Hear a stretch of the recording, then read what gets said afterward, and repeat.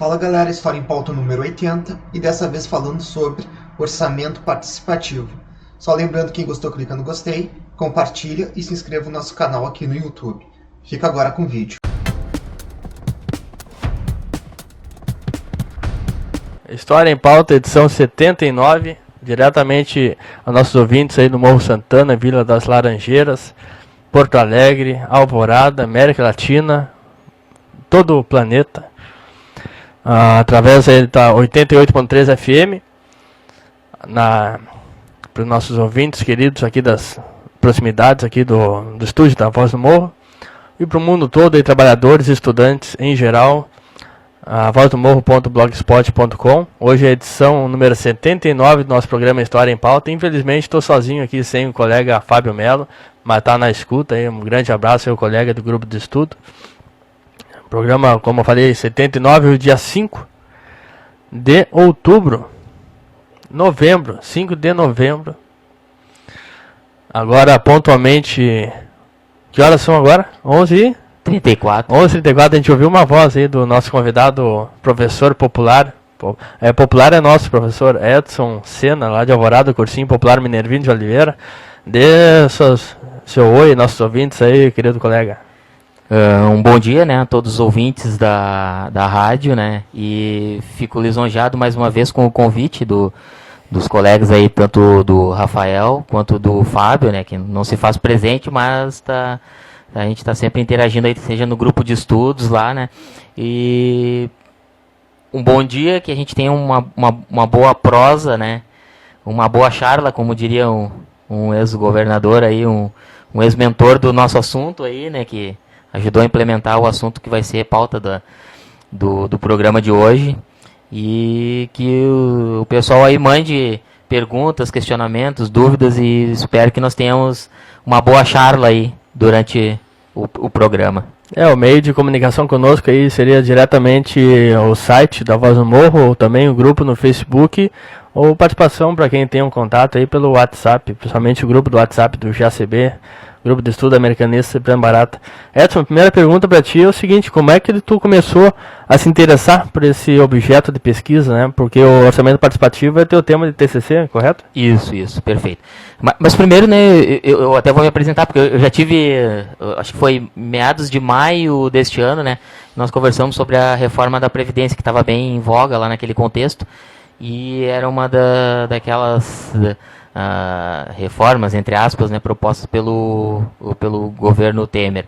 E eu sou graduado em História, né, pela Faculdade Porto Alegrense, né, de Ciências e Letras, ali a FAPA.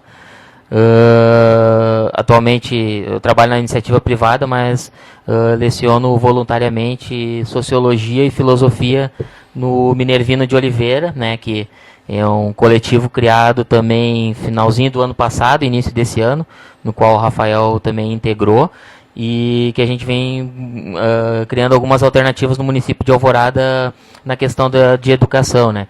Ou seja, de colocar as pessoas no seu devido lugar e que elas tenham os direitos aos quais a Constituição propõe lá, né? Que é educação, lazer, enfim, mas principalmente isso. Então, hoje estou, né, dando aula lá no Minervino de Sociologia e Filosofia. Trabalhei esses conteúdos durante o ano com a gurizada. E a proposta veio me chamando a atenção, essa questão do orçamento participativo, né, finalzinho do ano passado, início deste ano. E porque assim, o primeiro ponto que me chamou a atenção e que fez com que eu corresse atrás dessa pesquisa é uma coisa que a Lava Jato, né, ela vem batendo muito, que é a questão da... Vou abrir um parênteses aqui, eu tenho algumas ressalvas contra a Lava Jato, tá? Mas enfim, a gente tem escutado muito aí nesse contexto atual a questão da corrupção nos nossos entes federativos, seja ele município, estado ou a União. Ou seja, é aquela confusão entre o público e o privado, né, que o Weber já destacava, né, questão do patrimonialismo. E começou a me chamar a atenção de que forma nós, sociedade civil, conseguiríamos coibir a questão da corrupção? Seria meramente por intermédio de leis, organismos, instituições repressoras? Será que é esse o viés alternativo? Então, num primeiro momento, a minha questão se debruçou sobre isso. Ao passar e comecei a ler algumas teses, aí, alguns autores sobre o OP, né, o orçamento participativo, eu comecei a ir para outros caminhos.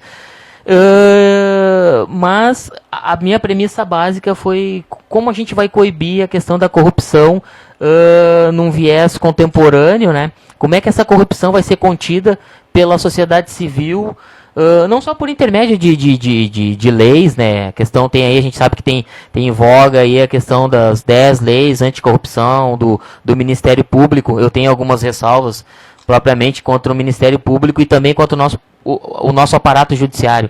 Eu acho que já cai de maduro uma reforma do judiciário há um bom tempo já. Nós perdemos o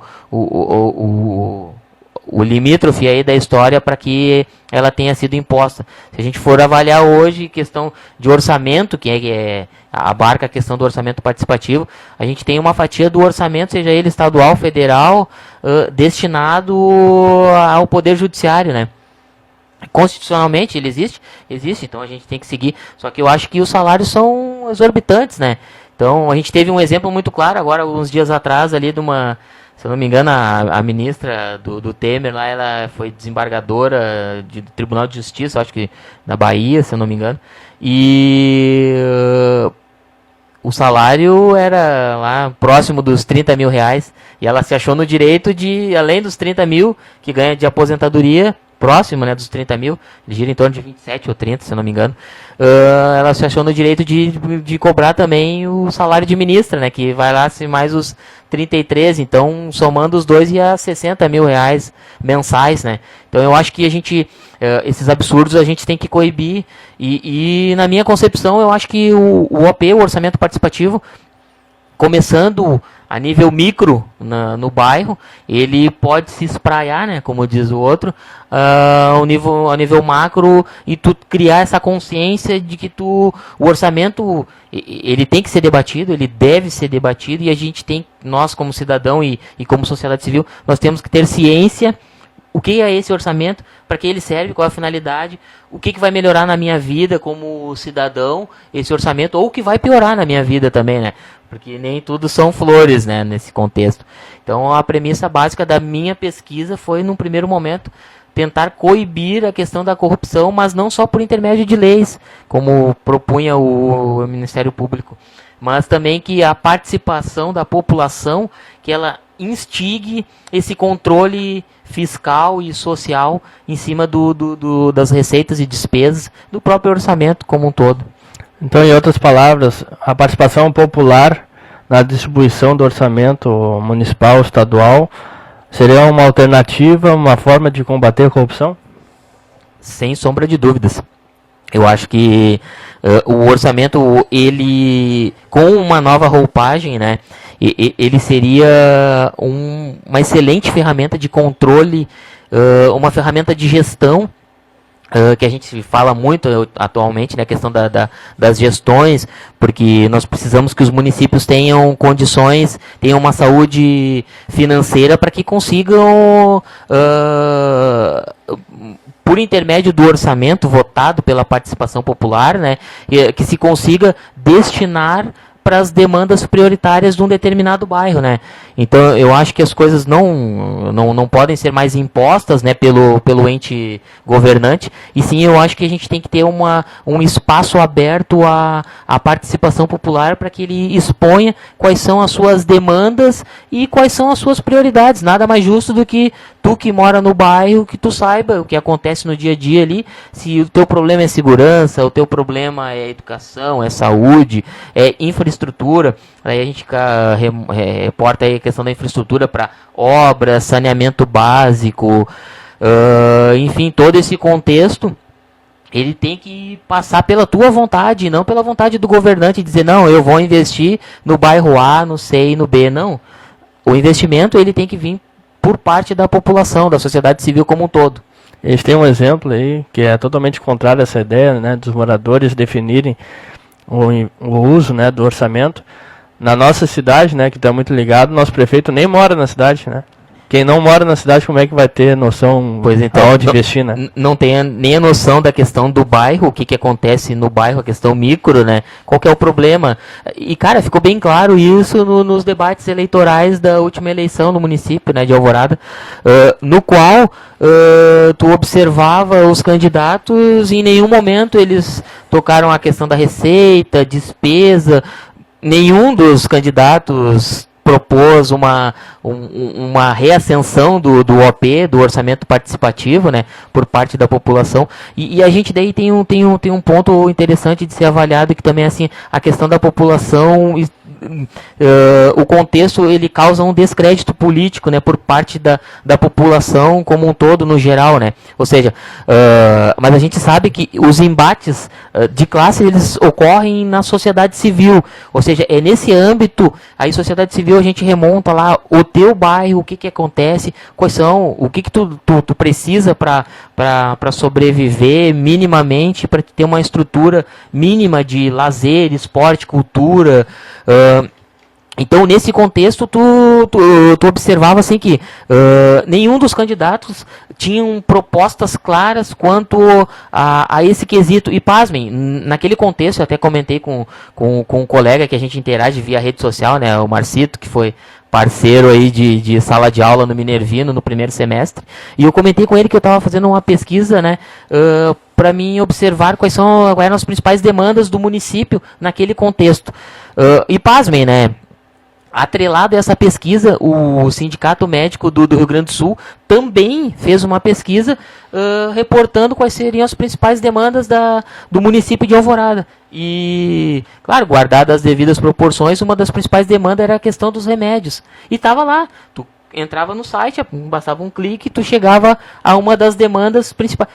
Em nenhum momento do diálogo ou do embate político no município se comentou sobre essa questão da demanda, que a questão dos medicamentos seria primordial para o município de Alvorada. Ou seja, estava faltando medicamento naquele contexto, e medicamento vem de alguma receita que tu estava destinando de forma errada, ou que tu não sabia que a população queria que fosse destinada para medicamento. E então, eu acho que é isso que eu sou um entusiasta, né, do OP, e eu acho que o OP, ele vai reacender esse tipo de questionamento, ele vai trazer à tona esse questionamento. Ou seja, eu, como sociedade civil, como população, como morador do bairro, eu preciso de X coisa, não é Y que tu está me propondo, viu, senhor prefeito? Então, assim, Rafael, acho que fica bem claro que o debate, ultimamente, ele não permeia por propostas e propostas que tu consiga desenvolver depois de tu chegar à prefeitura.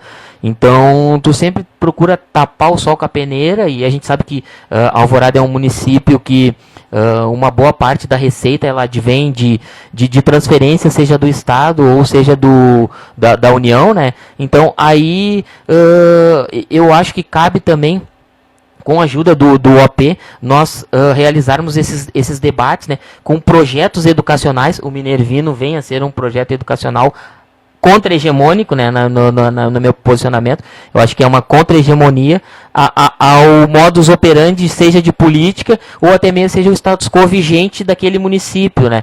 Então, precisamos de mais minervinos em Alvorada, mais projetos populares que conscientizem a população e tornem essa população ciente dos seus direitos e deveres, né? Então, eu acho que é primordial, e na minha visão, na minha concepção entusiasta, né, até, eu acho que o OP, ele reacenderia esses projetos, porque tu precisa que, para que esses projetos funcionem, né, tu precisa que as pessoas se enganjem, que as pessoas comprem, né, a ideia de que precisa participar. Então, um dos obstáculos, né, que eu encontrei na minha pesquisa é que o OP, ele causa isso, né, num determinado momento onde tu adquire as conquistas, tu esvazia as assembleias, tu esvazia os conselhos, e numa dessas conversas aí que eu tive aí também com o Marcito e com a galera do Minervino também, né, acho que eu deixo bem claro que assim,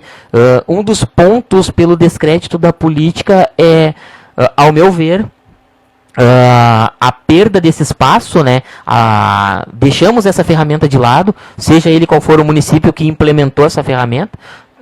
Acredito que a grande maioria dos municípios da região metropolitana, Canoas, Gravataí, Viamão, deixou de lado essa ferramenta e a gente perdeu a noção de que essa ferramenta é vital para a conscientização da população e para que tenha um engajamento ao mesmo tempo dessa população. Por quê?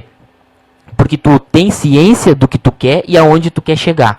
Então, é vital. E eu acredito que nós conseguiríamos reacender essa ferramenta, mas reacendendo algo que perdeu-se ao longo da história e que foi as associações de bairros, as associações comunitárias. E tanto que assim, a avaliação da minha pesquisa, o contexto anterior à implementação do AP, seja ele em Porto Alegre ou nos municípios da região metropolitana, nós observamos que na transição, né, do período militar para o período democrático, esse meio ali, nós tivemos a gestação dos conselhos, tanto por parte ali no contexto de governo do PDT, lá do Alceu Colares, né, formação dos conselhos populares, e também a formação das associações de bairros, né. Ou seja, então tu tinha um período convulso ali, né, um período que estava ebulindo, que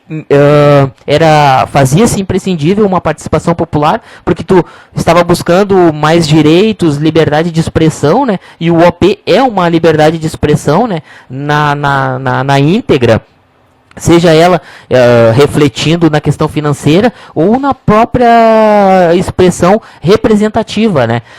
Então, esse contexto que ebuliu ali fez com que se formasse lideranças comunitárias por intermédio das associações de bairros. Em Porto Alegre a gente tem a criação ali da UAMPA, né, União das Associações dos Moradores aí de Porto Alegre, né.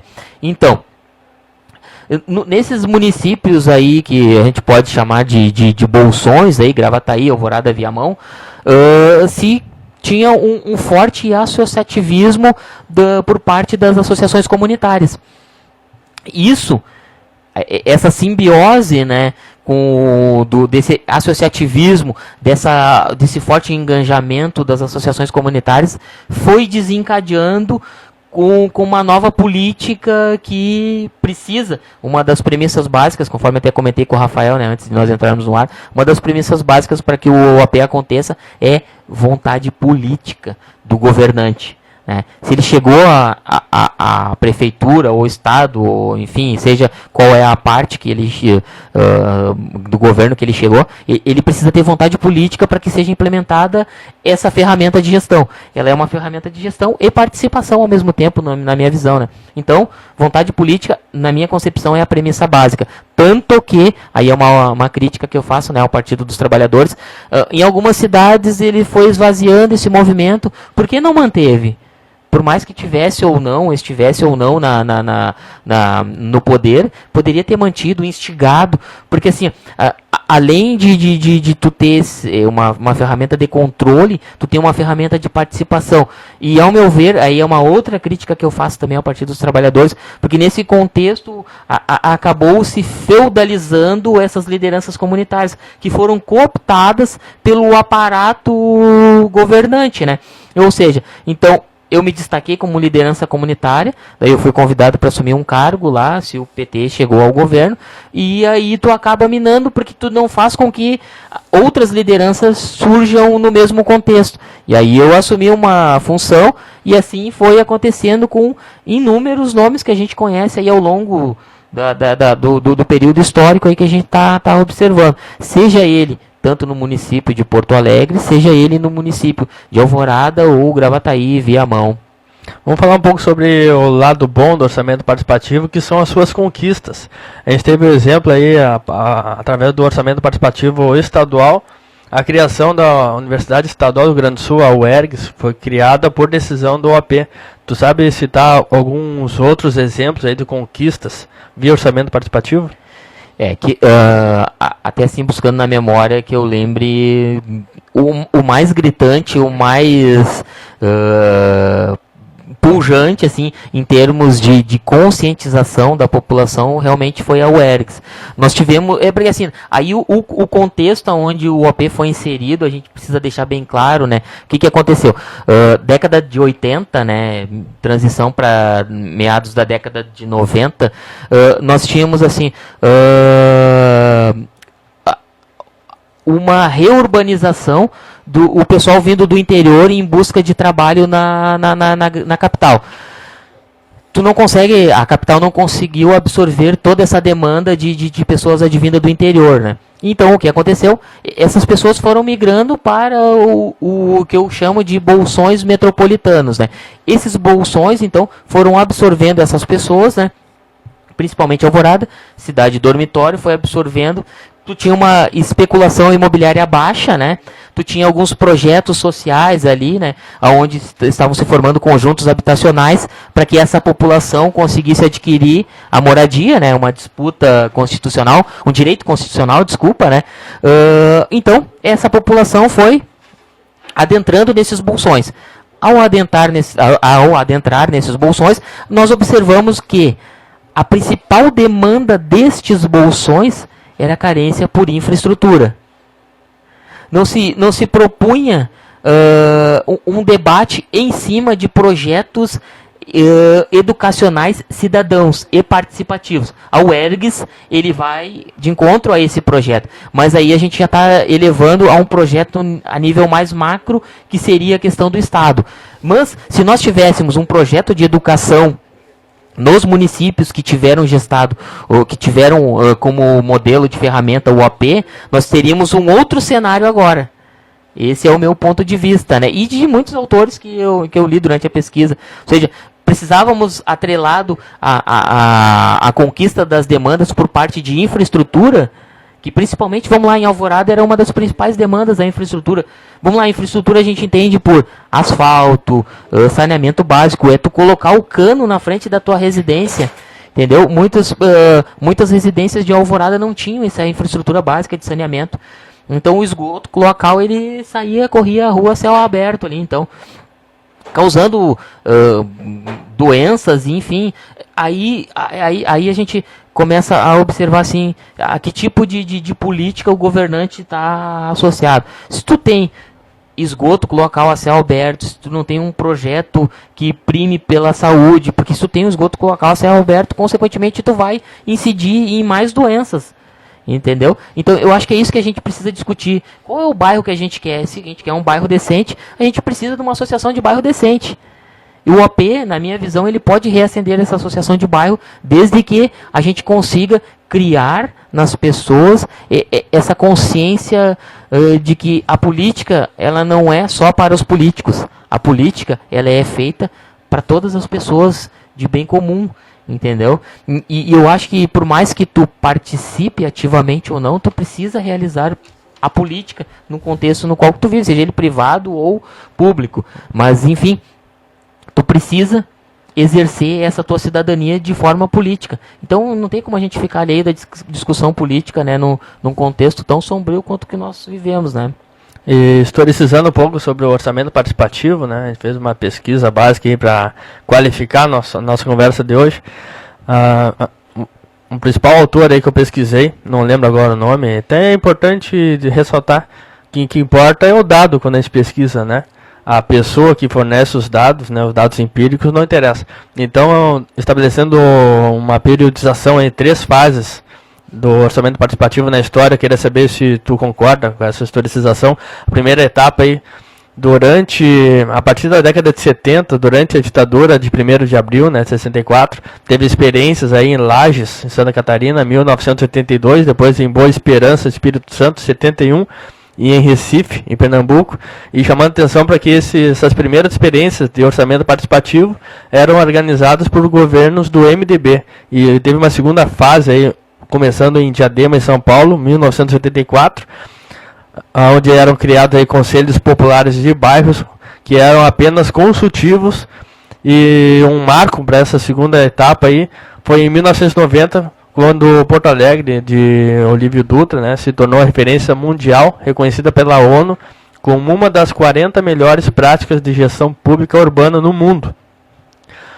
Né? Então foi um marco essa segunda etapa aí do Olívio Dutra, que governou por 16 anos e o orçamento participativo deve ter sido importante para isso. Então teve a terceira etapa aí onde outros partidos, né, e não somente a esquerda, aí se disseminou pelo país o orçamento participativo. E será que a partir dessa historicização, eu faço uma pergunta para ti, se a internet teve um papel positivo ou negativo aí para o orçamento participativo? Então, o contexto histórico, a historicização do OP, ele realmente teve esse contexto, mas eu acho bom assim a gente ter bem ciência e ter bem claro em mente que, assim, claro, tivemos uma primeira etapa ali, como tu comentaste ali, e que teve alguns partidos não progressistas, né, entre aspas, né, que implementaram isso. Eu li até casos de, se eu não me engano, acho que foi Recife, se eu não me engano, e se eu não me engano, salva conduta, é que foi o Jarbas Vasconcelos, do PMDB, e anteriormente, claro, aqui ao nosso rincão, né, Porto Alegre, nós já tínhamos os conselhos populares na época do PDT, mas o PDT desse contexto é um PDT mais progressista. A gente sabe que a gente tem uma ala progressista no PDT, né, e... Só um parênteses, né? A gente coloca dentro dessas etapas os conselhos populares do PDT na segunda etapa. Então, aí assim, ó, claro, tu tem essa formação desses conselhos, tu tem ali, claro, nessa segunda etapa a questão do PDT, tu tem numa primeira etapa esses partidos, o PMDB, o MDB, na verdade, não o PMDB, mas a gente tem que levar sempre em conta que, assim, nós tínhamos um período restrito, sem condições de liberdade de expressão, nós estamos numa transição para uma redemocratização, onde o indivíduo pode ir e vir, né, e ter liberdade de expressão. Então, isso vai ebulir nesse contexto e vai fazer com que, pasmem, né, a gente sabe que o MDB daquele contexto, vou citar um nome bem claro, que ainda ele vem desse contexto e ele perpassa tempos históricos com um viés muito progressista, e eu vou dizer muito mais progressista do que muitos quadros de esquerda, o Requião, do Paraná. Então, esse tipo essas pessoas faziam com que tentavam implementar uma questão mais nacionalista, uma questão mais com liberdade de expressão, fazendo com que esse tipo de ferramenta viesse à tona antes mesmo de, claro, não com o nome de orçamento participativo, podia ter um outro nome, mas que essa ferramenta de gestão, ela ebulisse naquele contexto no qual a gente tinha cerceado a liberdade de expressão e estava começando a ter essa liberdade mais próxima de nós. Então, essa primeira fase, ela foi importante, ela vai servir também de observação. Depois a gente tem a segunda fase com a questão dos conselhos do PDT aqui em Porto Alegre, para que o Olívio Dutra, quando chegasse ao governo municipal, lá em meados de 89, né, se não me engano foi 88 para 89, ele tivesse a vontade política de colocar em prática o orçamento participativo, que na minha concepção a premissa básica é a vontade política, né? Além disso, né, ele precisou fazer uma reforma administrativa e tributária, porque a gente sabe que tem autores aí como o Adalmir Marchetti, que sem uma reforma tributária, sem tu ter condições financeiras de custear as políticas públicas, tu não consegue implementar nada. Então, é preciso que essa questão financeira ela esteja equalizada, né? E para que tu consiga destinar de acordo com a demanda da população. Então, nessa transição, precisou-se de uma reforma administrativa, precisou-se de uma reforma tributária, para que se colocasse, se implementasse o OP na sua plenitude. Começou com um percentual bem baixo, abaixo de 1%, e ele foi elevando ao longo das gestões petistas. Conforme tu falou também ali, a ONU considerou como uma prática, como uma ferramenta de gestão muito moderna para o contexto. Por quê? Porque tu começa a ter uma transição de valores aí, né? Não só de que o governante ou o parlamentar ou o vereador, enfim, ele te represente, né? Ou seja, tu começa a participar nessa representação. E eu acho que é isso que vai reacender de forma mais coesa um orçamento participativo no interstício mais contemporâneo nosso. Então, extremamente vital todo esse o cenário, o contexto anterior, porque de acordo com o Avritzer, né, Leonardo Avritzer, que é um dos pesquisados, dos autores que eu pesquisei no meu levantamento bibliográfico, ele vai nos mostrar isso, que essa simbiose do antigo com o novo vai chegar numa síntese aí bem interessante, que é o OP, o Orçamento Participativo, na sua plenitude, com a participação popular e enganjada da sociedade civil. E, na minha visão, né, conforme eu coloquei, claro, além da vontade política, né, também é gritante nesse contexto a densidade associativa. O que vem a ser essa densidade associativa? A gente observa em todo esse contexto anterior à implementação do OP que existia um associativismo comunitário. E isso vai ser muito forte e pujante para que tu consiga implementar as políticas do OP. O OP como uma ferramenta em si de participação popular. Conforme eu relatei também, né, a gente teve esse desenho institucional no contexto, até um outro dos autores que eu li, até não usei ele tanto na minha pesquisa, mas ele foi importante para mim, para que eu mudasse de rumo a minha pesquisa, né, que foi o Fedose, né. Ele, só claro, ele vai por um viés weberiano. Ele faz uma análise e uma avaliação do OP, do orçamento participativo, pelo viés weberiano. O que ele observa nesse contexto? Que nós temos ali nesse contexto, né, um assistencialismo pujante. Ou seja, o parlamentar, o vereador, ele vai lá e compra com as benesses que ele consegue dar para a sociedade civil, compra o voto. Então, nessa transição, esse redesenho institucional, ele vai fazer com que tu comece a cercear isso aí. Porque a participação não vai só ficar restrita à urna, como diz o Biratã Souza, né, que foi um dos intelectuais aí da pesquisa também. Ele vai me dizer que o orçamento participativo ele não está restrito à eleição, ao voto na urna. Ele vai além disto. Ou seja, depois do voto na urna, é preciso que tu tenha a tua representatividade, que tu te faça presente, que tu participe na esfera pública.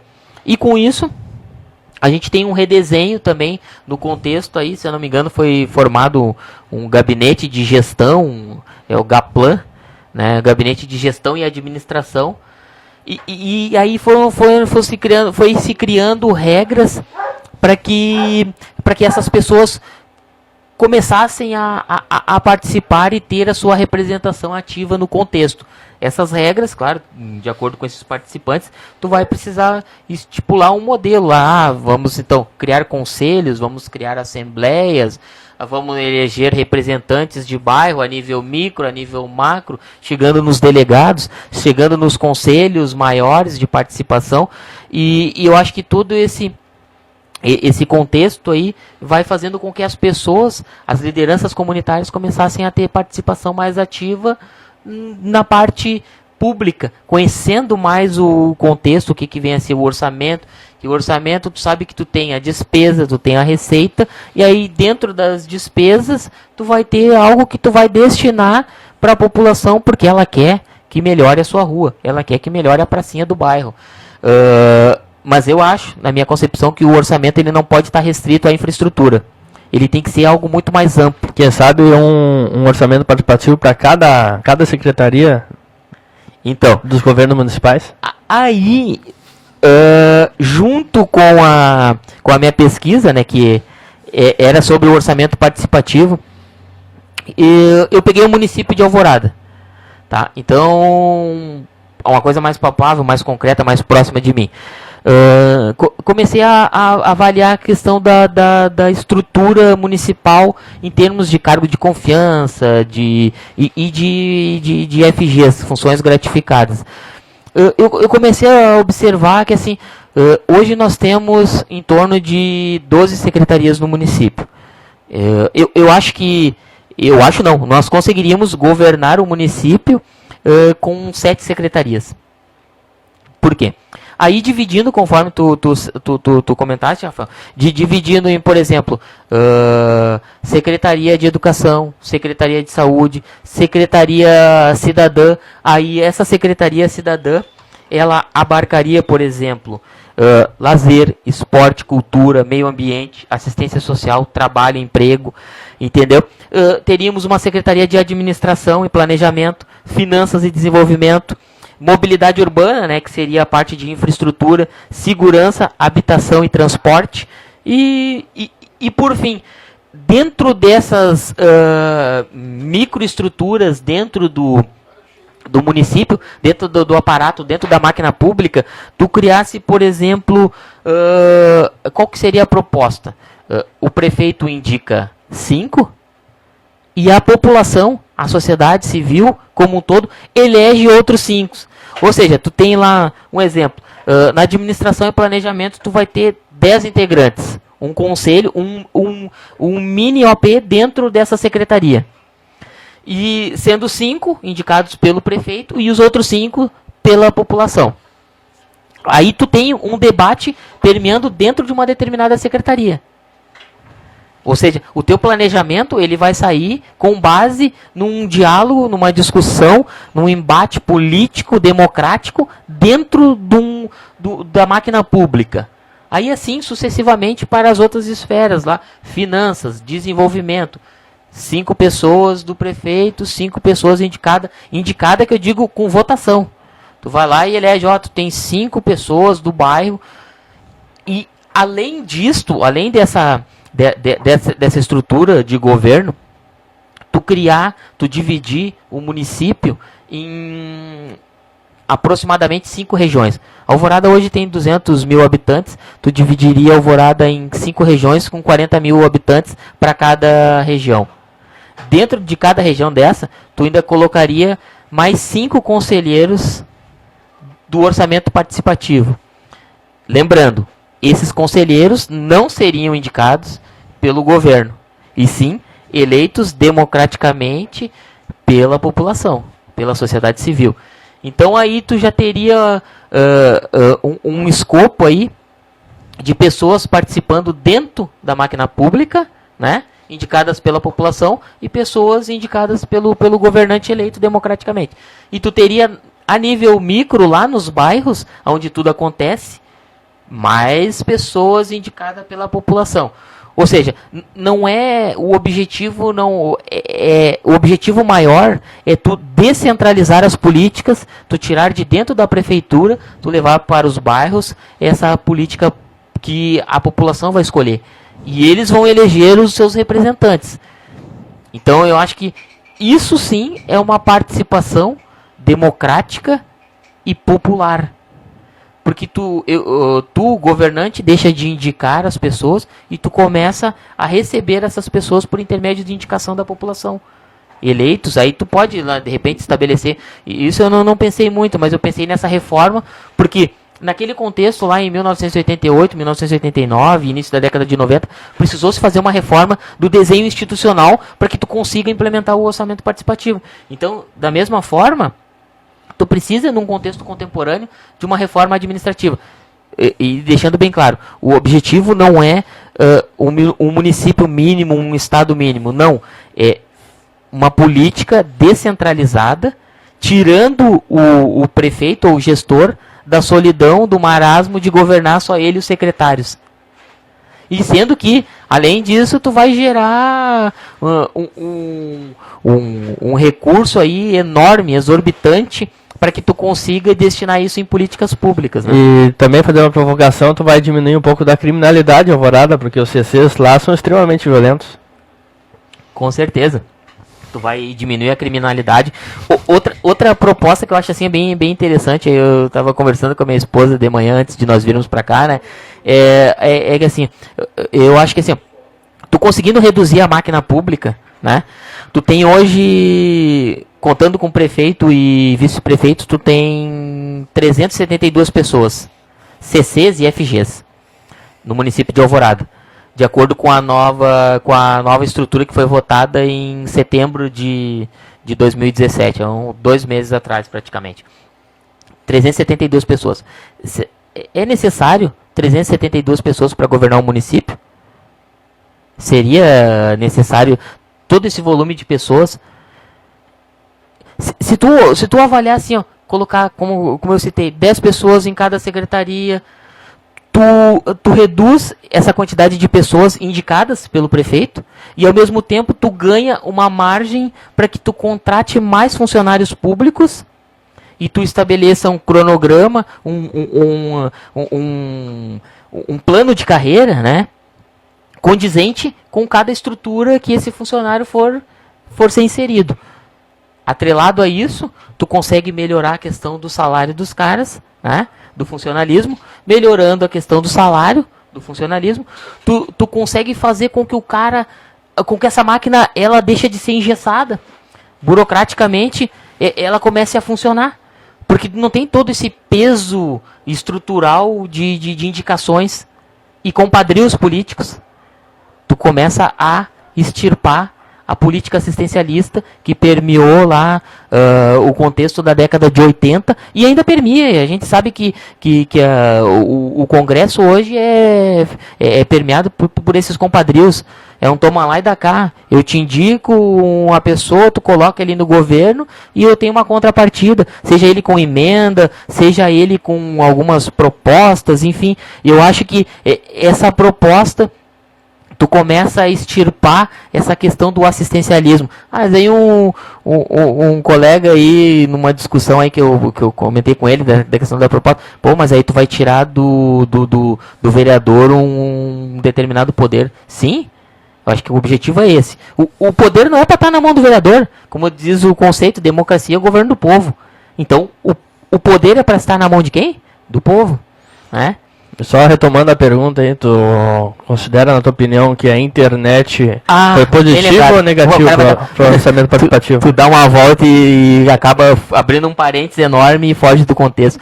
Eu acho assim, ó, que a internet, ela ajuda no contexto atual a ter mais transparência no quesito informação. Vamos lá. Para te entender a receita, a despesa, tu precisa ter essa informação. Ela precisa ser de fácil acesso e entendível para a população como um todo. Bastando um clique, tu vai lá e tem acesso. Hoje, o portal de transparência da prefeitura não é muito assim. Então, tu precisa, joga aqui, joga ali, busca informação aqui, busca informação ali, busca informação lá. Não. A internet facilita isso. Mas, ao mesmo tempo, a internet, ela vai incidir num esvaziamento dos espaços onde nós devemos ocupar, que é o espaço público, é a associação de bairro, é a praça. Vamos fazer uma analogia a um contexto antigo aí. A Grécia, as votações, elas se davam na ágora, na praça pública. A polis grega, ela perpassava todo o contexto na praça. Ou seja, então, eu acho que a gente tem que reacender esse contexto. Nós temos que ocupar os espaços que nos são de direito. A associação de bairro, as escolas. Eu acho que daí, atrelada a isso, uma proposta seria uma escola aberta para a população no final de semana. Por que não? Aí incide na questão da criminalização. Então, ou seja, tu trazendo as pessoas para dentro da escola, ela não vai estar ao esmo aí do poder paralelo que a gente tem hoje em dia, né? Questão das drogas, enfim, o tráfico. Tu trazendo as pessoas, eu digo, o adolescente, a criança para dentro da escola, tu faz com que ele esteja num ambiente que vai ebulir uma participação cidadã. Então, é imprescindível, mas algumas ações públicas, mas para aí, mas eu sou funcionário público, vou ter que trabalhar no sábado. Mas então a gente tem aqueles conselheiros participativos, conselheiros do AP que seriam votados pela população, porque essas pessoas não abrirem a escola, porque a gente não ter um funcionário que seja remunerado financeiramente para que ele trabalhe no sábado e abra a escola. Por que não? Ao invés de a gente gastar dinheiro com outras coisas, com CCs, por que não pode pagar um funcionário para abrir a escola? Por que a gente não pode pagar um conselheiro para abrir a escola no final de semana? Se a proposta é eleger 5 conselheiros, por que um não pode abrir a escola no sábado ou no domingo? Enfim, mas tu estaria ocupando um espaço público que te é de direito. Pense nisso, acho que cabe a reflexão de algumas coisas que a gente começa a pensar mais alto, né, e começa a trazer para um contato, para um convívio com as pessoas e começa a externar essas posições para que a gente comece a refletir o que realmente está ao nosso entorno, o que acontece, onde é que a gente quer chegar. Qual que é o bairro que a gente quer, qual a cidade, e tudo isso passa por políticas lá no nível micro, que seria dentro do bairro, nas associações comunitárias. Vamos fazer um intervalo musical pra gente tomar uma água aí, bater um papo, descansar um pouco a cabeça, né? Que esse assunto aí dá pra relacionar com vários outros assuntos, né? Principalmente com o que é a democracia popular, né? Participativa, que tu vai nos explicar daqui a pouco. Democracia representativa, será que ela nos representa? Fica a indagação aí pra depois do intervalo. Tu fez o pedido da primeira música aí, a sugestão. O que tu sugeriu aí, Edson? Cali. Então a gente vai escutar essa banda aí latino-americana aí que tem um contexto histórico bem pujante aí nas músicas deles, né? E eu acho que cabe a gente refletir em cima da música também. E depois a gente vai ver uma música aí do Clã Nordestino. Programa História em Pauta, de volta aqui para os nossos web ouvintes e ouvintes da FM 88.3. A gente ouviu 2 músicas aí, o Cali 13, depois Clã Nordestino. E retomando a nossa conversa aqui com o nosso professor, popular é nosso, professor Edson Sena. Qual a importância do José Fogaça para o orçamento participativo? Eu até acho que a questão dessa pergunta ela até pode colocar também no contexto a pergunta dos nossos ouvintes aí também, que aí eu já contextualizo. Verdade, tem a pergunta da professora Andréia. Quando o governante que assume usa o orçamento participativo com outro nome, isso pode enfraquecer a identificação da população com o projeto e reduzir a proximidade com o processo de politização das classes populares? Lembrando que José Fogaça mudou o nome orçamento participativo para governança solidária local. Então, assim, uma das premissas básicas que eu avaliei na pesquisa é que para que seja implementado o orçamento participativo, nós precisamos de vontade política. No contexto do José Fogaça, a vontade política, nós já tínhamos ali observando algo para escamotear essa ferramenta. Então, assim, dependendo do ente governante que for optar por trocar o nome, orçamento participativo, da nomenclatura em si, pode vir escamoteada com essa alteração, com essa troca de nome, algo para barrar a evolução desse processo, que aconteceu lá no início dos anos 90 e foi evoluindo gradativamente. Então, é bom a gente tomar cuidado. Governança participativa, acho que foi o nome que ele colocou, né? Governança solidária local. Ele deu uma sofisticada no nome, sendo que na prática não acompanhou a sofisticação do nome. Então trocou de orçamento participativo, sofisticou o nome, mas as políticas e a vontade política não veio associada à alteração do nome. Qual que era mais a pergunta da André ali também, que tinha o contexto? Vou repetir aqui a pergunta. Quando o governante que assume usa o orçamento participativo com outro nome, isso pode enfraquecer a identificação da população com o projeto e reduzir a proximidade com o processo de politização das classes populares? Na minha concepção, o contexto do Fogaça, ele acabou esvaziando com essa mudança de nome e, claro, pela vontade política que ele tinha, que não era de manter o orçamento participativo pujante, né? Porque nesse contexto, assim, é como tudo que começa a ser gestado num determinado tempo, ele vai tendo uma evolução, ora para o positivo, ora para o negativo, né? Mas não foi o que aconteceu no contexto do Fogaça. O AP vinha numa evolução que tudo que é algo que está em evolução pode ser melhorado, né? Esse é o entendimento que a gente tem, né? Algo que está ruim ou que está bom, tu chega num determinado contexto, tu pode melhorar ele ou não.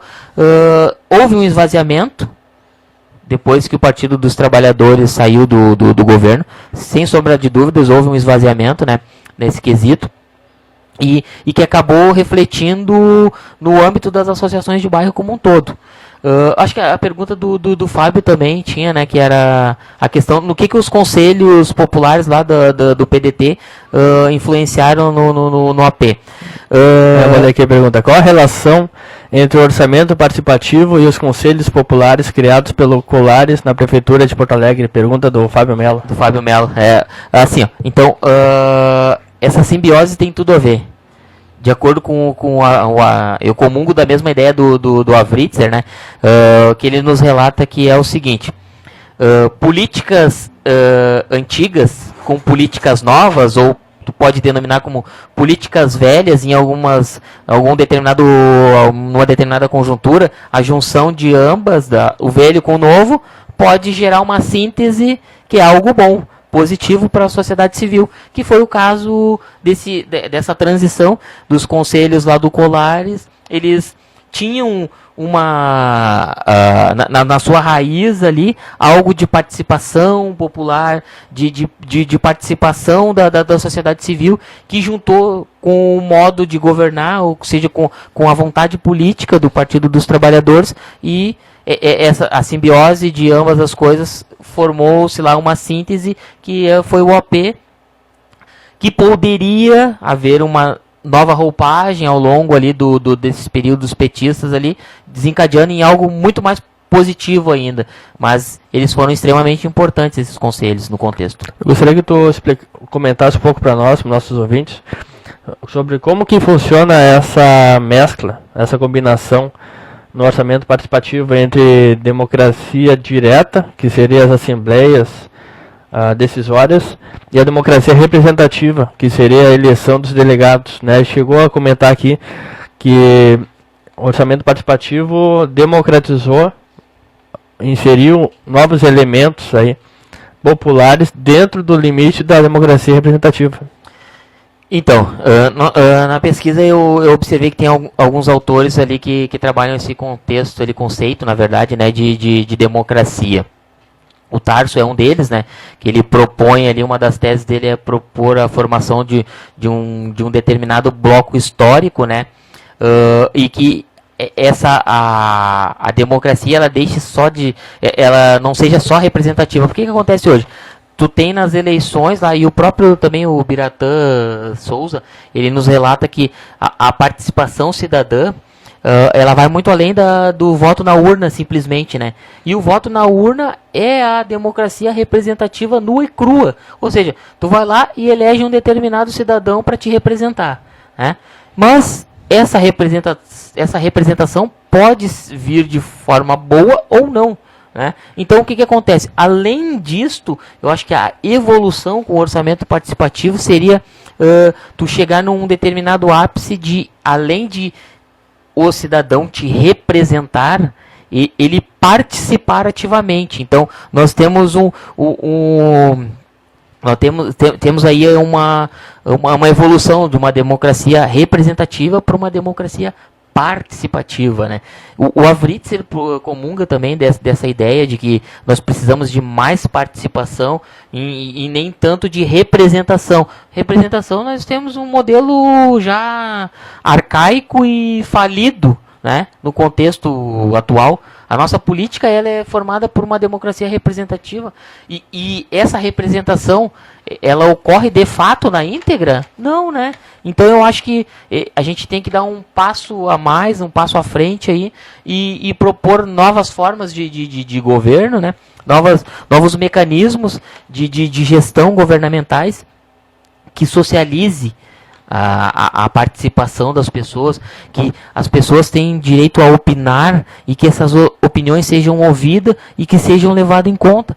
É preciso que nós levemos em consideração a opinião do outro, né? Então é um conceito que eu trago muito nas turmas lá na turma do Minervina, né? É uma só, o conceito de empatia.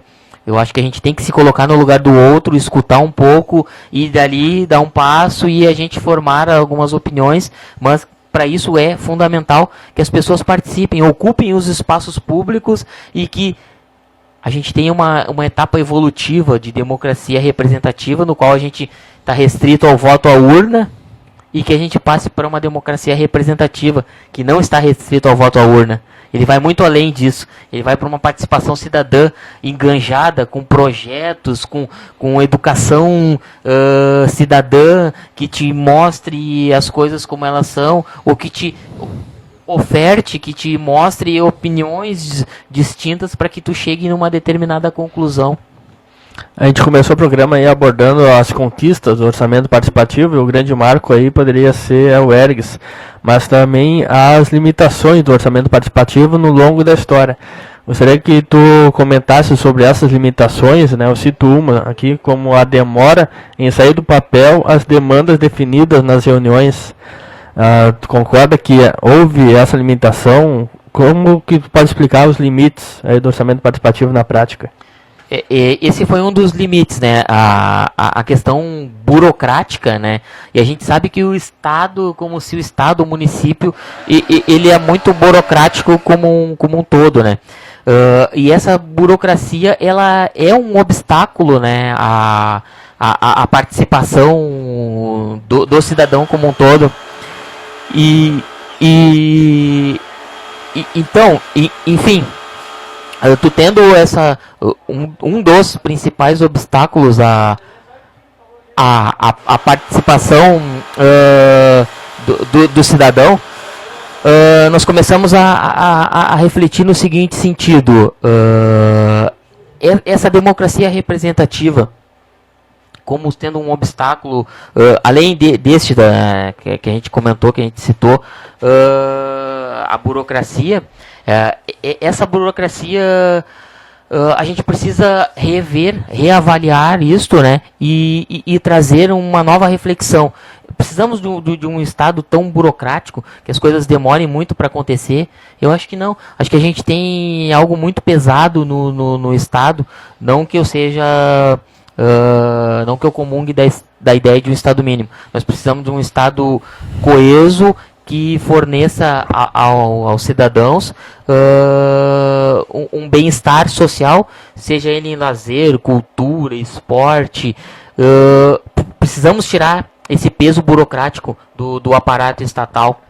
É um passo que eu acho que a gente tem que refletir, pensar e ver qual que é propor algo que a gente consiga rever isso, e que votou uma decisão, ele não vai precisar de muito tempo para ser implementado. E sim, as coisas têm que acontecer para onde? Por que no setor privado isso acontece e no público não? Por que essa morosidade? Então a gente tem que quebrar essa cultura morosa, né, no setor público e trazer as coisas mais para o ontem, né, pro público.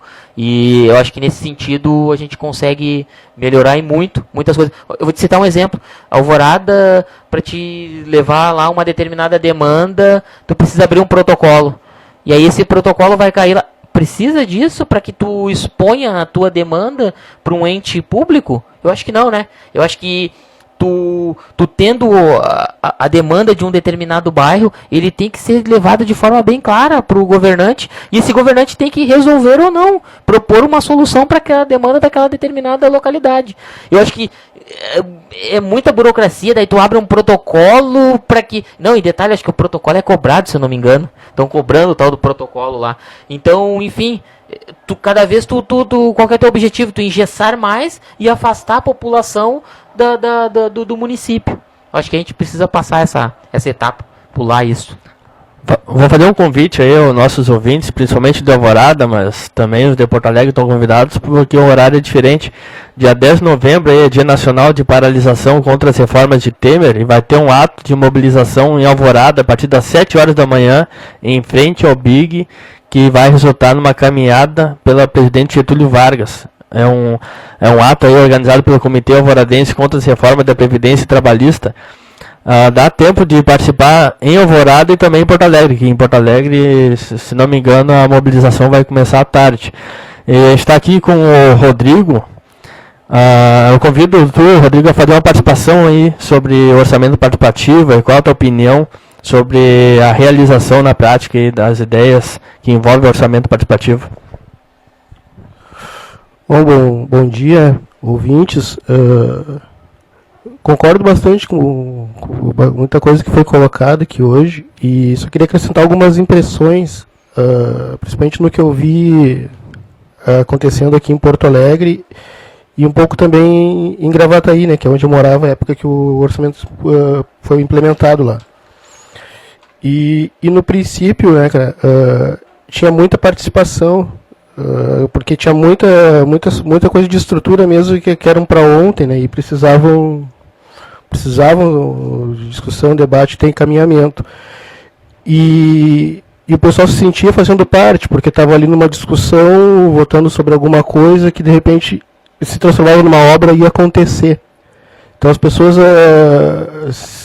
não é que, o que eu vejo hoje, não é que as pessoas não têm vontade de participar, que as pessoas acham que hoje em dia que participar não dá em nada. Sabe? E nós estamos num momento bem delicado no país, onde as instituições todas já estão desacreditadas. Essa nossa semidemocracia, né, já está dando com os burros na água. E infelizmente a resposta que alguns estão buscando é em menos democracia, né? Tipo, o pessoal já tem dizendo que a política institucional, a representativa não representa mais ninguém, a não ser eles mesmos, os próprios partidos, e essa não é uma leitura errada. Só que a gente vê uma parte da população achando que tem que ter uma intervenção militar, que agora tem que botar os milicos. Ou seja, o pessoal tá achando que quanto menos participação, né, porque botar alguém que resolva. Sabe? E quando na verdade não é isso, as pessoas têm que entender que tem que pegar para si também essa responsabilidade que a gente tem que fazer aumentar a nossa democracia. E infelizmente a gente teve aí uma oportunidade mínima, né? E por todo esse contexto que vem desde depois ali de 2013, 2014, da questão da criminalização do pensamento de esquerda, uma das poucas coisas boas, né, que se teve de ideia para realmente aumentar a participação foi a questão dos conselhos populares, que estaria indo à votação ainda pelo governo Dilma. E teve um rechaço, né, tanto pela parte política e a sociedade como um todo, né, porque já estava naquela onda anti-esquerda e se colocou que isso seria a sovietização da sociedade, né, e o pessoal engole essa, né, e as pessoas mesmo apoiaram uma votação que foi contra seus direitos, cara, algo que aumentaria a participação e nem aumentaria tanto assim, porque pela votação que se daria no governo Dilma, os conselhos seriam de caráter consultivo, né. Quando na verdade o que a gente teria que ter em todas as esferas era conselho sim de caráter deliberativo, assim como minimamente era o OP, né, que por mais que ele versasse sobre um percentual do orçamento que era destinado para essas obras, acho que a sofisticação que seria desejado era de que já que o orçamento vem da onde? Ele vem dos impostos, é da população, se o dinheiro é nosso, que a gente decida sobre todo o orçamento. Sabe? Perfeito. Vamos discutir que cidade nós queremos, que município nós temos, que bairro, o que é de fato importante para nós em todas as esferas. Essa seria a evolução. Concordo em gênero, número e grau contigo em todo o teu discurso. E assim, e só para fechar, né? E aí o que acontece quando entra esses outros governos, tanto o Fogaça, como depois o Marquesan, como o orçamento participativo ele versava sobre uma parcela do orçamento, e essa parcela vai cada vez diminuindo mais, daqui a pouco as pessoas vão batendo lá e não tem dinheiro, não tem dinheiro, não tem dinheiro. Começa aí o povo se organizar para discutir o pingado, muitas vezes colocando comunidade contra comunidade, né, porque todo mundo precisa, né, mas não vai ter obra para todo mundo. Vocês vão ter que disputar entre vocês aí o que é mais importante. E, de certa forma, alivia do governo a parte de ter que fazer essa gestão de crise, né? Porque é decidir sobre o mínimo, né? Enfim, só essas colocações. Eu concordo em gênero, número e grau com o que tu colocaste e eu acho assim, é uma das críticas que eu faço também, né, ao modo de governar petista, é que assim, por que não se implementou de forma mais assertiva essa questão do AP, porque assim, o AP ele permeou muito o âmbito municipal, e aí depois nós fomos para o âmbito estadual, alguma coisa, e a nível federal, como tu falou assim, como tu falaste, quando se propunha a criação de conselhos, eu acho que assim, Eu acho que a gente consegue gerir a sociedade, olhando como um gestor, tu consegue gerir essa sociedade de acordo com esses conselhos. Tu precisa da participação de todo mundo dando a sua opinião de forma clara, como é que as coisas funcionam, aonde que a gente quer chegar e de que forma tu quer ter isso, né, na tua vida, no bairro como um todo, na associação. Eu acho que houve um esvaziamento da associação, né, numa determinada etapa do orçamento participativo. E o que aconteceu? Aquele ciclo que tu tinha assim, criação de lideranças comunitárias nas comunidades, na associação de bairro, elas pularam para o AP, do AP foram sendo cooptadas pelo aparato governamental, e esse ciclo não se reformulou, esse ciclo não se acendeu, né? O que aconteceu? Aquele líder comunitário que chegou lá no aparato governamental não teve uma gestação nova, não houve um fomento de criação de novas lideranças, e essas associações elas acabaram sendo, ao longo aí da história, algumas ainda sobrevivem, cooptadas por partidos que têm grana, vão lá dar um fardamento, conforme nós estávamos conversando informalmente ali, né? Outras, elas foram morrendo à míngua.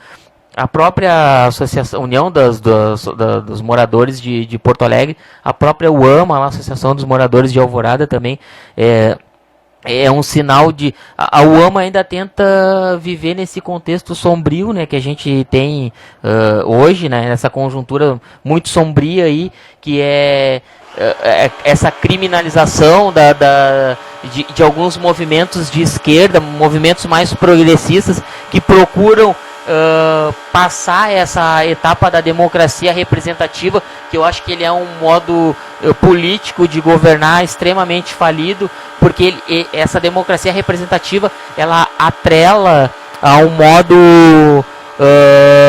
assistencialista, clientelista, do toma lá da cá. Beleza, eu chego aqui, mas tu vai precisar fazer uma determinada concessão. Isso houve nos governos, né, populares aí ultimamente, né? E eu acho que tu evoluindo para uma etapa de democracia participativa, tu pula essa etapa e tu consegue fazer com que mais pessoas tenham opiniões e essas opiniões sejam levadas em conta. É isso que a gente precisa.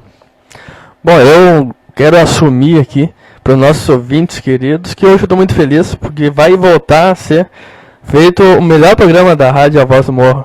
Vai ser a Escola de Luta aí. Daqui uns 10 minutos vai começar o melhor programa da Voz do Morro, não percam. Parabéns. Você está aqui com a radialista do melhor programa da Voz do Morro, que é a professora Lu. Eu gostaria de convidá-la a fazer algum comentário aí sobre o orçamento participativo aí. Melhor programa não, né, Rafael? Um pouquinho demais, né? A gente tenta. Eu sou presidente aqui da Associação de Moradores da Vila Tijuca, que é uma associação bem pequena, né?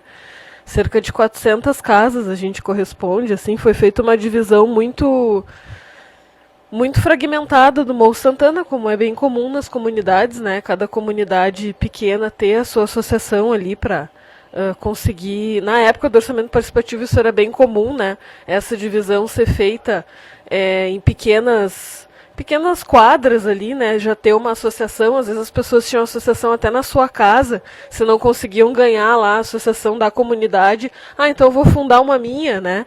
Para ter algum nível de disputa dentro do orçamento participativo, né? E essa questão da cooptação das lideranças é uma avaliação que a gente faz, né? A gente tem uma articulação aqui com a Associação da Bom Jesus, que já é uma associação bem maior, né? Pelo Movimento Popular da Zona Leste, e a gente fez uma avaliação sobre isso, sobre esse processo todo do OAP, e bate bem com a tua avaliação nesse sentido da cooptação das lideranças e do fato da gente não ter conseguido manter um espaço autônomo, né, separado. A gente poderia ir participar tranquilamente, disputar lá dentro, né, exigir que subisse, né, o valor lá dos 10%, subisse cada vez mais para a gente decidir sobre o orçamento, que fosse decisivo e não consultivo, né, que fossem feitas as obras dentro do ano que elas fossem aprovadas, que a gente se articulasse como movimento mesmo, ou como uma corrente que fosse para dentro do OAP, mas a gente não teve essa habilidade justamente por causa dessa cooptação, né? Essa sedução toda que os líderes comunitários acabaram caindo nessa lábia, assim, e hoje a gente avalia que, claro, nessa conjuntura que a gente está vivendo, o OAP é só um jogo de cena, né? Na verdade, o que a prefeitura gostaria de nos propor, e eles não chegam a falar isso por medo mesmo, né? Mas o que eles querem propor é o seguinte, para algumas associações eles já propuseram, porque tem várias que apoiaram o Marquesan, é que o município entre com uma parte de uma obra e a associação colete de seus vizinhos o resto, né? Ou que os vizinhos façam a parte da mão de obra e coloquem alguma verba, façam eventos na comunidade para arrecadar aquele recurso para coisas básicas, assim, eu não estou dizendo nem grandes obras, né? A gente não tem discutido grandes obras porque simplesmente não tem espaço, mas assim, para tapar um buraco, para trocar uma lâmpada, né? Esse tipo de coisa que deveria ser básico e que a gente nem discutiria em orçamento participativo em outros momentos, não, isso né? já deve ser. E agora a gente vai e as pessoas caem no conto, as pessoas vão assim, ó, tem buraco aqui, aqui, ali, tem lâmpada aqui, aqui e ali para trocar. Então essa é a discussão rebaixadíssima assim, do orçamento participativo, e a resposta do gestor é: nós não temos recursos porque os funcionários públicos não estão deixando a gente aprovar os projetos corajosos que a gente precisa aprovar lá na Câmara. Isso em Porto Alegre, né? Para a gente aprovar lá na Câmara porque eles estão em greve, porque eles são egoístas, porque eles não querem ceder. Então a gente não tem esse recurso e a gente precisa da ajuda de vocês, né? Então esse é o discurso do gestor, assim, hoje. São as tais parcerias públicos-privadas, né, que eles têm tentado colocar ou implementar, né, nos governos atuais, seja Marquesan, próprio Sartori, ou seja, aí há uma deturpação total do OAP na conjuntura, porque aí realmente assim tu está distribuindo migalhas. E seja assim, eu acho que já naquele contexto lá, que evoluiu da década de 70, 80, 90 ali, a gente tem o boom dos 2000 ali, com a questão do OAP em outras cidades, Chapecó, enfim, a gente espraiou para outras. Temos o OAP para fora do Brasil, né, em algumas cidades ali, só que precisava se fazer uma reflexão, porque assim, como todas as coisas a gente implementa e tem uma etapa evolutiva, então a gente vai realinhando, dá um passo para trás, outro dois para frente, e assim a gente vai. Então, o OAP como um todo, na minha visão também, ele precisava de uma nova roupagem, no sentido de que as associações de bairros elas deveriam ter permanecido autônomas, não deveriam ter sido cooptadas, mas aí o interesse, o jogo político e mesquinho da nossa democracia representativa fez com que eu puxasse, o governante, né, no caso, avaliando, ele puxava essas lideranças comunitárias para dentro do aparato governamental, porque é garantia de voto na eleição posterior.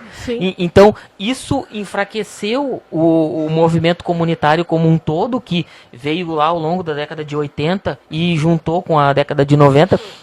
Ele acabou sendo enfraquecido e não gestou novas lideranças. Ele conseguiu extirpar com esse movimento comunitário tão bonito lá da década de 80 e que essa simbiose que formou ali um pouco do orçamento participativo, mas eu acho que essa nova roupagem, essa nova visão ali, a gente deveria, nós como sociedade civil como um todo ali, né, como participantes engajados politicamente, deveríamos ter revisto, opa, para aí, tem alguma coisa que está... E, no meu ponto de vista, eu acho que teve, assim, associado a isso, uma feudalização dessas lideranças por parte dos partidos. Não minou isso.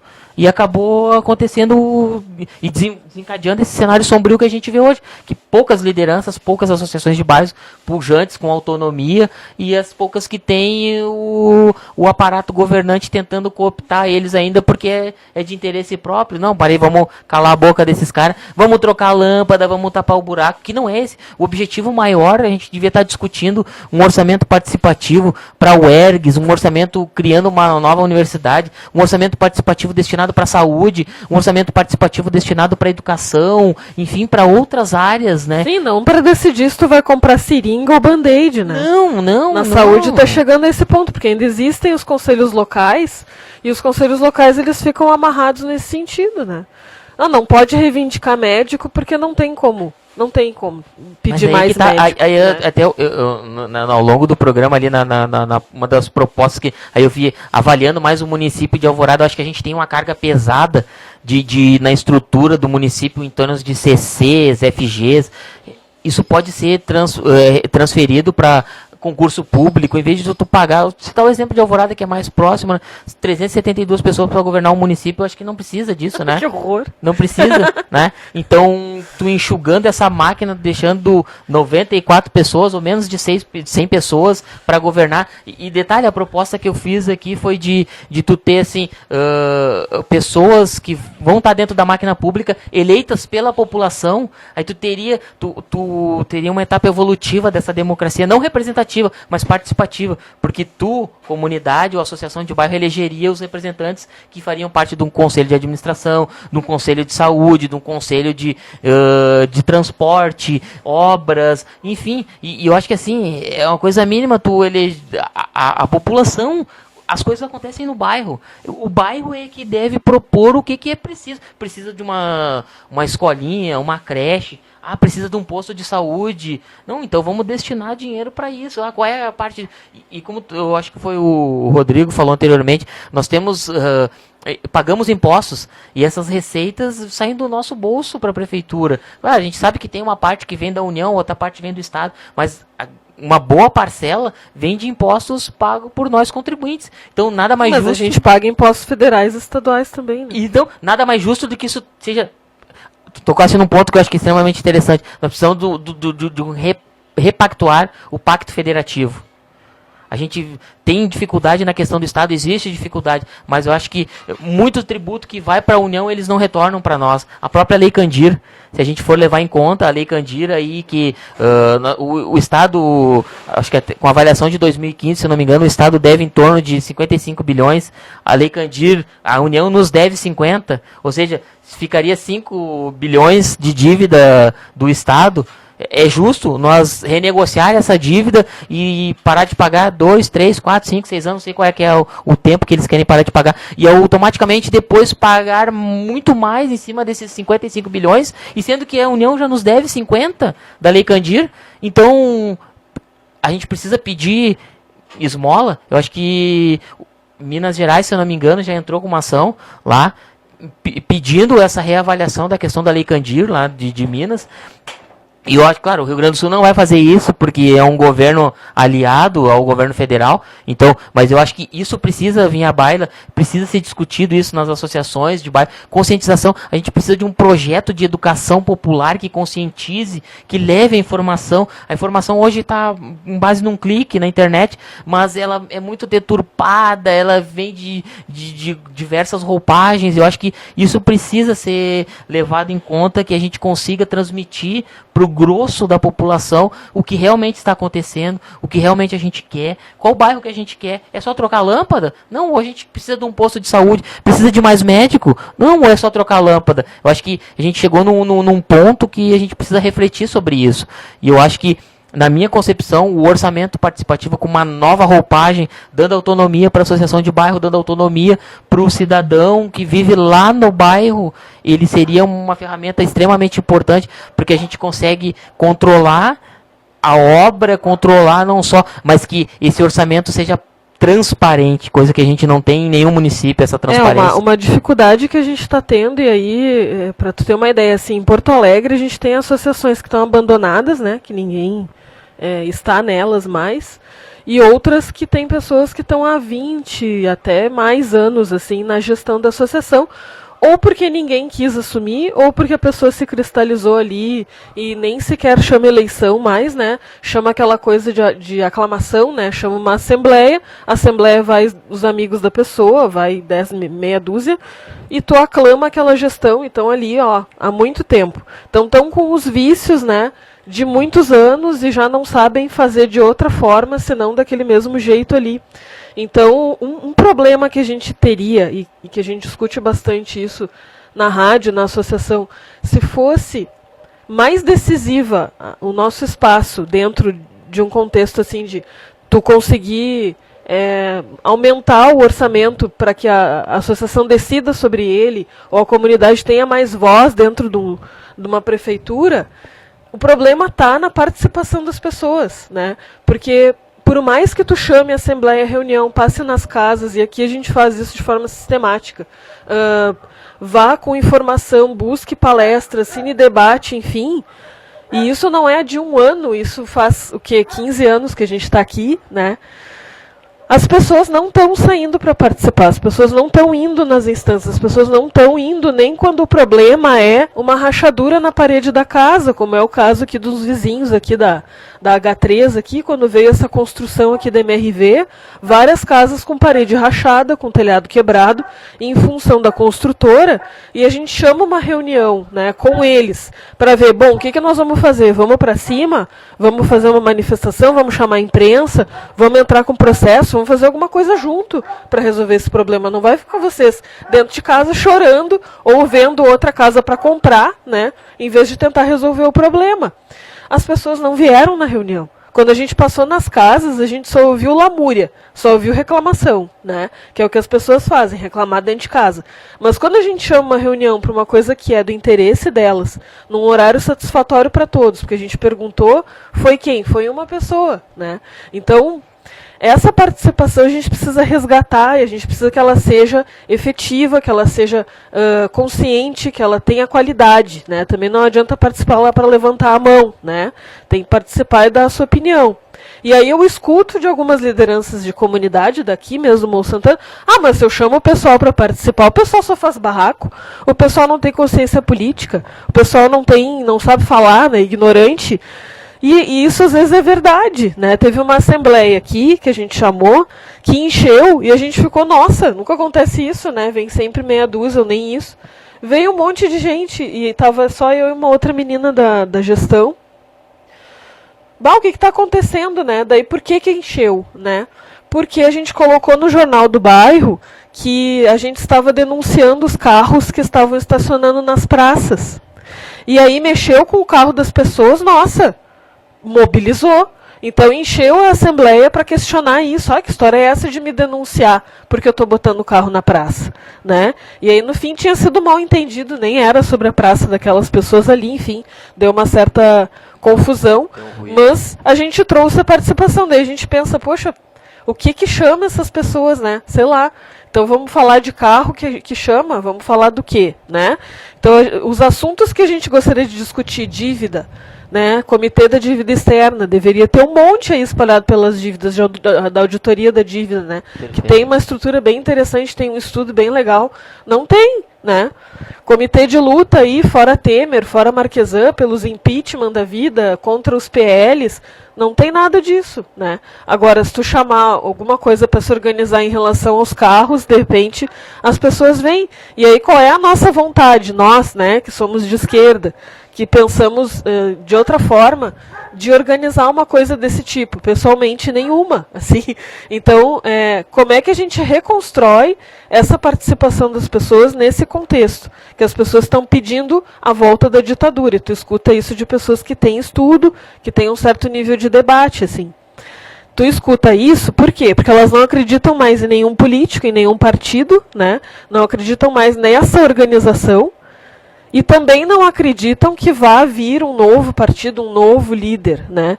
Então, o que elas querem substituir o Congresso pelo quê? Bom, eu não sei pelo que pode substituir, vamos substituir pelo Exército. É o mais cômodo, mais fácil, mais rápido, né?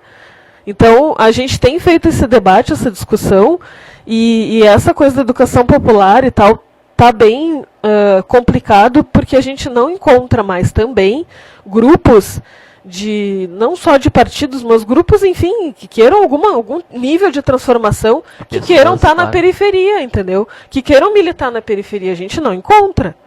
Tem muito pouca gente militando na periferia. Esse espaço está vazio. Estão militando aonde? Estão militando lá na universidade. Precisa? Precisa, né? Mas não todo mundo, né? Vamos se dividir, né? De rede social, estão lá no Facebook, estão sei lá onde. Mas assim, já são poucos. E ainda por cima estão nos espaços que são privilegiados, que é relativamente fácil tu militar ali, né? Sim. Agora lá na vila, lá na comunidade, lá em Alvorada, quem é que está lá, né? É pouca gente ainda. Concordo em gênero, número e grau com o que tu falaste. E eu acho que assim, é bem gritante nesse tempo sombrio, assim. Eu acho que assim, eu entendo como sendo o maior desafio, né, tu trazer essas pessoas pro debate.